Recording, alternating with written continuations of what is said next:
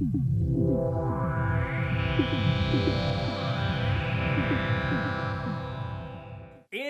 this corner of the ring, we have a compact object. Let's welcome neutron star.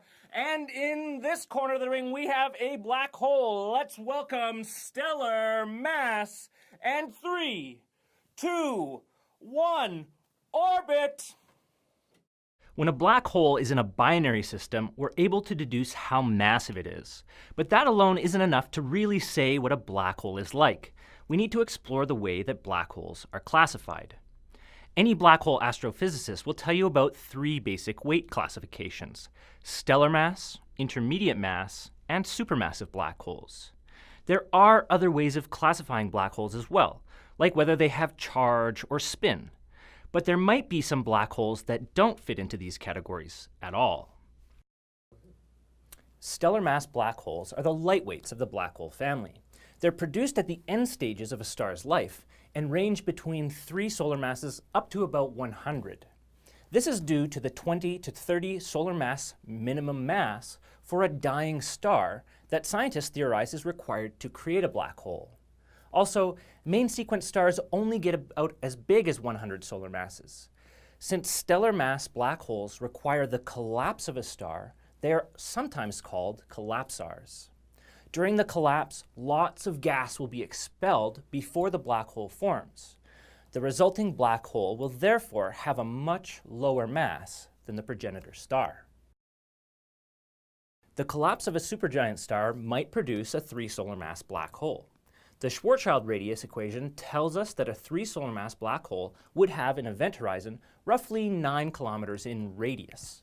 That's an easy ratio to remember. For every solar mass, the radius of the event horizon gets roughly 3 kilometers larger. A 9-kilometer radius black hole would be about the same height as Mount Everest. Since the diameter is double the radius, a 3 solar mass black hole would have a diameter of 18 kilometers, which would make its diameter roughly twice the height of Earth's highest mountain, Mount Everest. If instead you measure 18 kilometers across the ground, you could walk across a stellar mass black hole in little more than 3 hours, as long as you could survive the extreme gravity.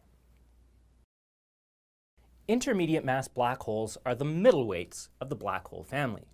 These black holes aren't the result of a stellar collapse, but of an existing stellar mass black hole growing by consuming gas, dust, stars, and other black holes to become more massive. Intermediate mass black holes are classified in a range between 100 and 100,000 solar masses. At 100 solar masses, the lightest of the intermediate mass black holes would be roughly 300 kilometers in radius, which means that they would span the orbital height of the International Space Station, which orbits Earth 400 kilometers above the surface. Supermassive black holes, the heavyweights of the black hole family, occupy everything above 100,000 solar masses. These are the black holes that reside at the center of galaxies and are some of the oldest objects in the universe.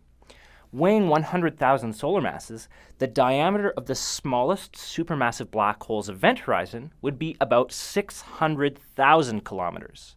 That's 40% as big as the Sun. A black hole eclipse would sure look strange. The biggest black holes that astrophysicists theorize are limited to no heavier than about 50 billion solar masses. That would make the largest mass black holes about 300 billion kilometers across.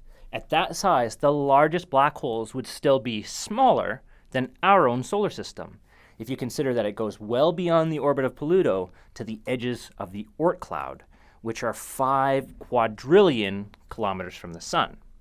A photon traveling at the speed of light would take 58 days to cross a 50 billion solar mass black hole. We only calculated the smallest black hole in each of the categories in order to illustrate where the boundaries are in the range of sizes.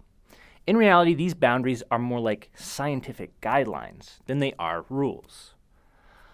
The black holes that we have observed and measured fall all across this scale.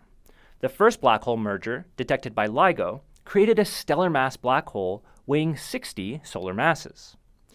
We suspect that intermediate mass black holes could be found at the center of smaller dwarf galaxies, which can be found in orbit around larger galaxies like the Milky Way.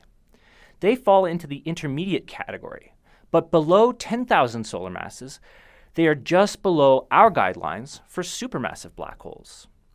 The black hole at the center of our galaxy is Sagittarius A star.